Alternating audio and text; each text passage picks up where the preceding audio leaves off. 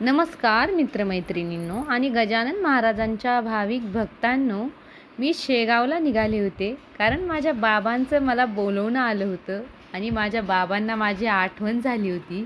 म्हणून अचानकच रात्रीतून ठरलं आणि दुसऱ्या दिवशी उठून मी शेगावला निघाले. आणि इकडे जाताना माझ्या मनाची खुशी मी तुम्हाला सांगू शकत नाही. खूप खूप खुशी झाली होती मला आणि मला बाबांची खूप ओढ लागली होती. जशी आईला भेटायला एका लेकराची तळमळ असते तशा माझ्या मनाची अवस्था होती.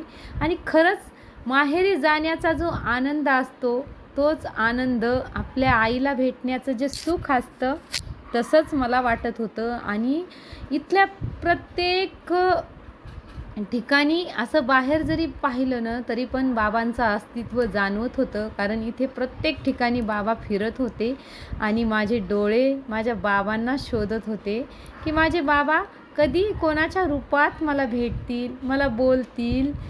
हे खूप माझ्या मनाची मी अवस्था तुम्हाला सांगू शकत नाही. आणि मला खूप खूप खुशी होत होती आणि माझं मन मात्र खरंच माझ्या बाबांना शोधत होतं, मन डोळे, की कधी मला बाबा दिसतील, कोणाच्या रूपात दर्शन देतील आणि ते म्हणजे कोणत्या रूपात असतील असं. आणि बाबांना पाहून तर इतकी खुशी झाली होती मी तुम्हाला सांगू शकत नाही. आणि माझे बाबा इथल्या कणाकणात व्यापलेले आहेत.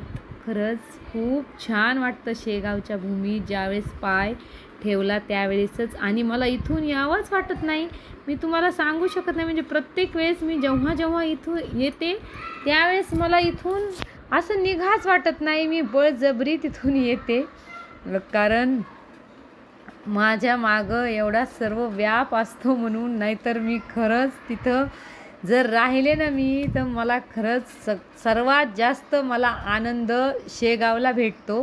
आणि इथं मी तुम्हाला दाखवलं की किती स्वच्छता, प्रत्येक याच्यात किती स्वच्छता. आणि हे माऊली आपल्याला सांगत होते की ते बाबांची सेवा कशा प्रकारे करतात, त्यांना कसे अनुभव येतात, बाबा त्यांना कशी साथ देतात आणि त्यांचं घर कसं बाबांच्या विश्वासावर